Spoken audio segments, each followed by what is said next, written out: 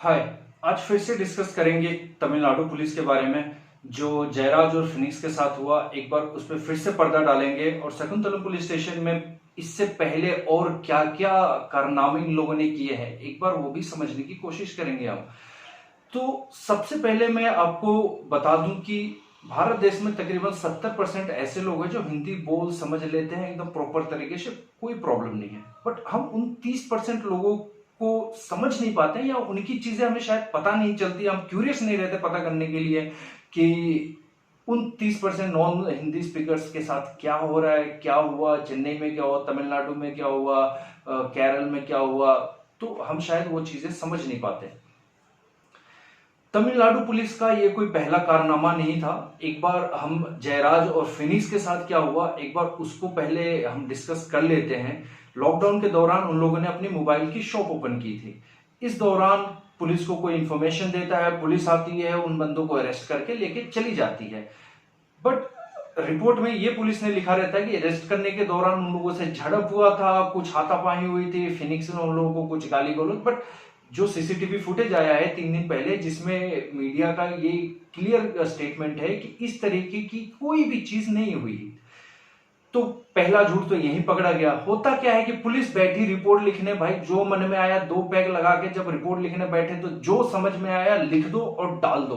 कोई फर्क नहीं पड़ता कौन देखने जाता है, कौन पूछने जाता है, कितने केसेस, कितने एफआईआर रोज के दर्ज हो रहे हैं। There is no one to monitor them, there is no one, सब वही है। अब मैं क्या ही बताऊं आपको। पुलिस स्टेशन जब लेके जाते हैं तो भाई साहब, अब इन लोगों का मजिस्ट्रेट से इन्होंने फोन किया, मजिस्ट्रेट से इन्होंने बात किया रिमांड पे लेने के लिए, बिना किसी कोर्ट के नोटिस या बिना किसी चीज का, या मजिस्ट्रेट भी आके अगर देख, होता गया कि मजिस्ट्रेट शायद आके देखता है, उसके बाद रिमांड पे भेजते हैं, जो भी हो। चलो भाई, अब रिमांड पे ये दोनों फिनिक्स और जयराज चले गए, बाप बेटे। अब पुलिस अपना सीन स्टार्ट करती है। तो जो ये लोग करने वाले हैं, एक पुलिस फ्रेंड्स ग्रुप करके कोई इनका एक ग्रुप है 3-4 लोगों का, जो मीडिया में कुछ रिपोर्ट्स है उसके अनुसार ये 3 लोग ही इस तरीके की चीजें करते हैं। अब तो खैर ये 3 टारगेट हो रहे हैं, इसमें और भी 10 लोग शामिल है, किसी को नहीं पता। अब ये 3 लोग अपना कार्रवाई स्टार्ट करते हैं। कार्रवाई में अब पहले उनके घुटने कुचल दिए जाते हैं, तोड़ दिए जाते हैं, छाती के बाल निकाल दिए जाते हैं, पीठ पे इतना डंडा मारा जाता है कि सारे स्किन के लेयर्स फट जाते हैं, उनके जेनिटल्स पे अटैक किया जाता है, उनके एनस में, प्राइवेट पार्ट्स में डंडे डाल के निकाले जाते हैं, इंसर्ट किए जाते हैं। इतना बुरा उनका कंडीशन कर दिया जाता है कि तकरीबन 3-4 बार वो खून से लथपथ ड्रेस, नए ड्रेस पहनते हैं और वो चेंज किया जाता है। खून से लथपथ ड्रेस एज ए गिफ्ट ले जाके पुलिस वाले उनके पेरेंट्स को दे देते हैं। तो ये तो हो गया जयराज और फिनिक्स के साथ जो चेन्नई पुलिस ने कारनामा किया। उससे 15 दिन पहले का भी एक रिपोर्ट है जहां पे ये कहा जा रहा है कि तकरीबन 12 लोगों को अरेस्ट किया गया था, उनके साथ भी इसी तरह की क्रूरलिटी की गई थी, जिसमें एक बंदे का डेथ हो गया था।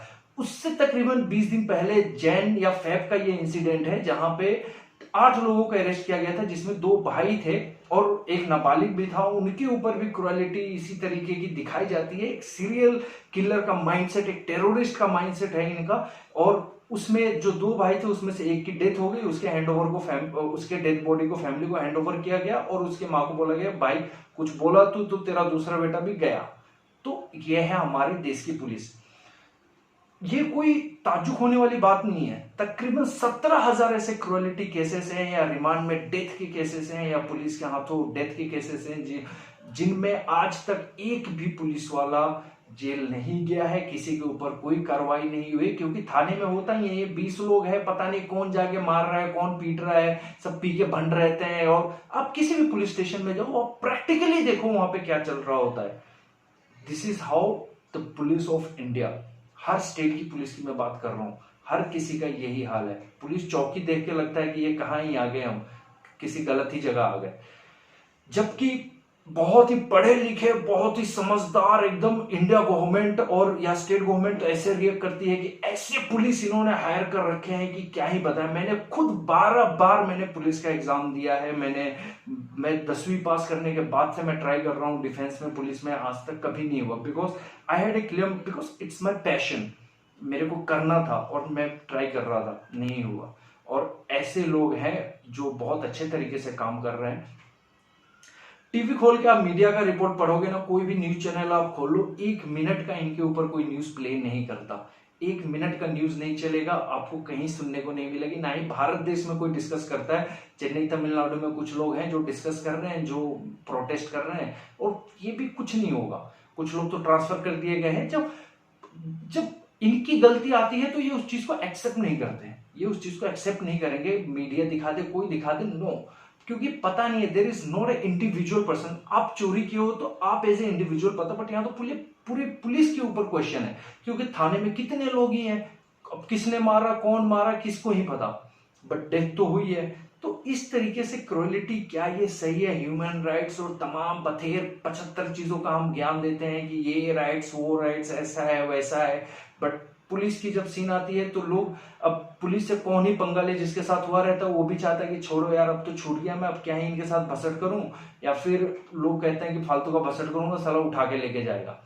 So this is the image. आप किसी भी पुलिस वाले के डेथ पे कोई दुख नहीं मनाता, और बिना मतलब के बॉलीवुड वाले इन लोगों पे मूवीज बनाते हैं। They don't deserve it. सफाई वाला जो गटर साफ करता है वो इन लोगों से बेटर है, और उनको अवार्ड दो भाई। ये पुलिस वालों को तो अवार्ड क्या है, ये तो किसी लायक नहीं है, इनको कुछ नहीं देना चाहिए।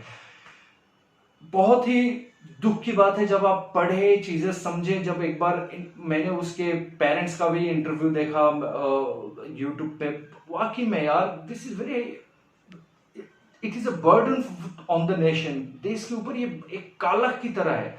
मतलब गवर्नमेंट, पॉलिटिशियंस, कोई इस पे डिस्कस नहीं करता, बॉलीवुड वाले डिस्कस नहीं करते, कोई इस पे बात नहीं करता। Nobody is tweeting to for the justice, कि भाई जस्टिस मांगा जाए।